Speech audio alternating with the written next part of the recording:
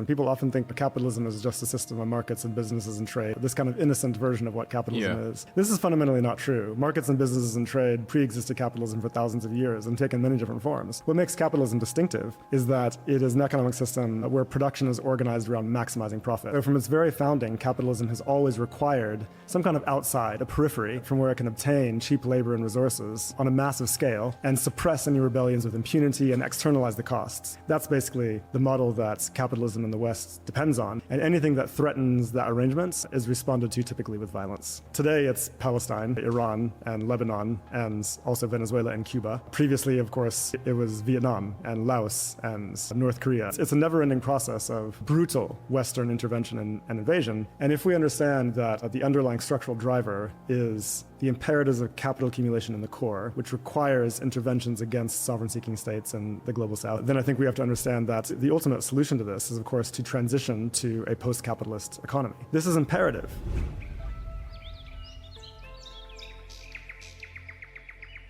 Welcome back to the Better Future podcast. I can barely contain my excitement for this episode because we are about to dive into another conversation with one of the world's sharpest minds on the topics of capitalism, colonialism, ecology, and how to build a better future, because today we are speaking with none other than Professor Jason Hickel. He's the author of 2 books, The Divide and Less is More, and he's a professor at the Autonomous University of Barcelona. Our first conversation with Professor Hickel, recorded last year, remains our most popular episode on this show, and so today we're diving even deeper. We discuss the history of Western military intervention in the global south and why it happens, including why it's still happening today in places like Palestine and Iran. We dive into what you can do about it, how to promote a post-capitalist transition towards a more humane world, and we discuss the role of China in the future of the economy and the global world order.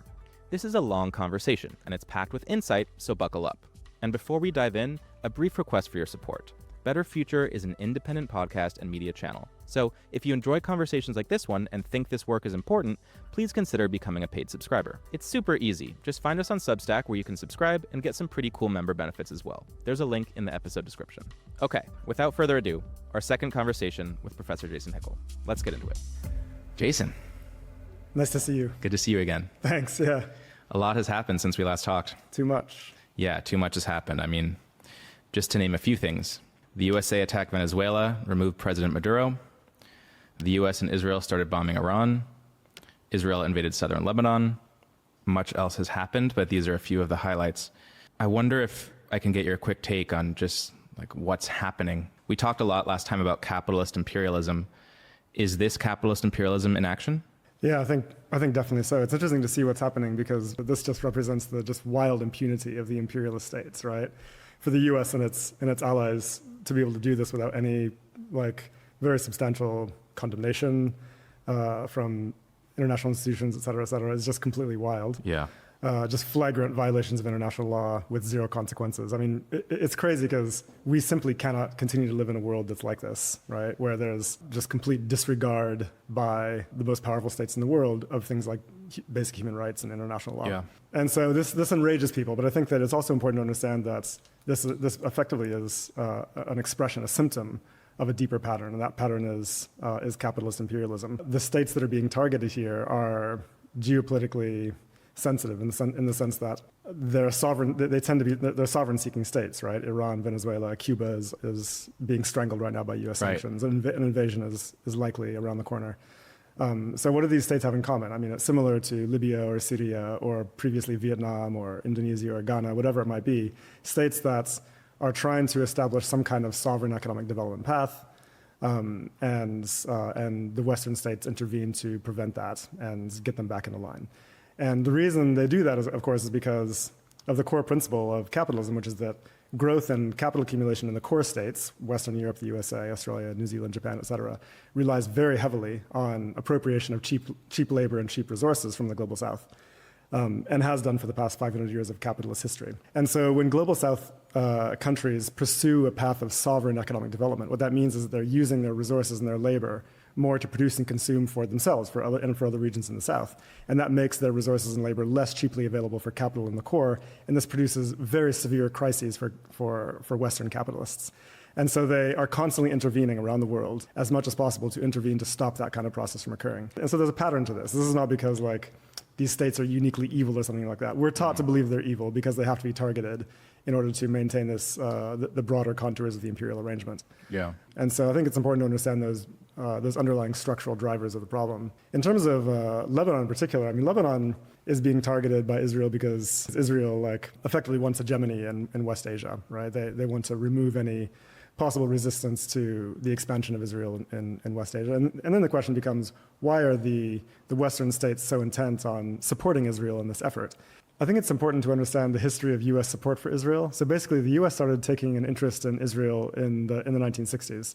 And the reason is because during that period in North Africa and West Asia, there was extraordinary popular movements for national liberation and also socialism. So basically, Arab nationalism and Arab socialism were very powerful movements at the time, very popular. And the U.S. realized that by supporting Israel and arming Israel, they could use Israel as basically a military proxy to run counterinsurgency campaigns against these nationalist and liberation movements and socialist movements in West Asia, which they did very effectively. And so Israel played the role of assassinating many of the leaders of these movements.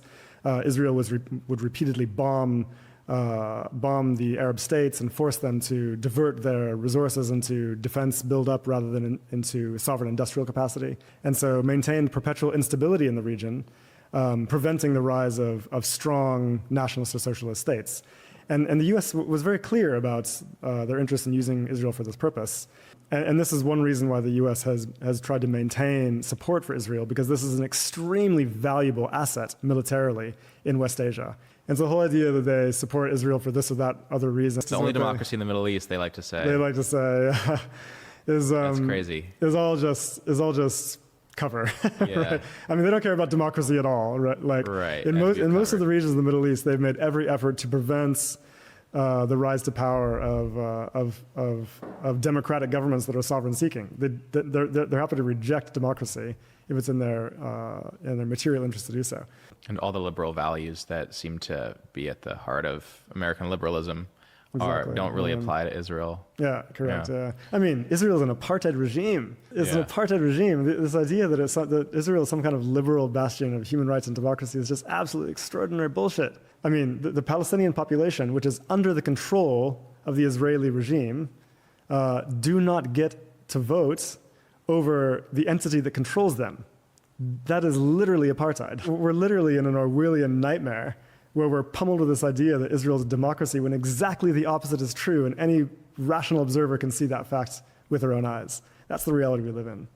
By the way, it's interesting to note that the US used South Africa, apartheid South Africa, in exactly the same way in the 20th century. They used apartheid South Africa as a proxy military force to run counterinsurgency operations against liberation movements in Southern Africa, not just against the ANC,